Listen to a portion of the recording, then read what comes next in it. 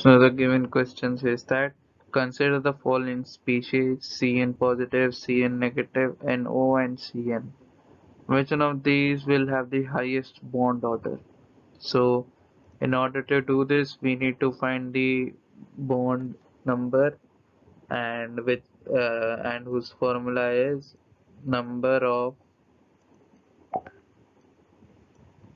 electrons in BMO minus ABMO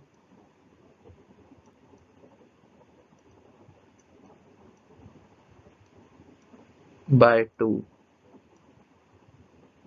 So this is our formula, and after applying it we will see that Cn minus will have the highest bond number, and therefore this is our answer.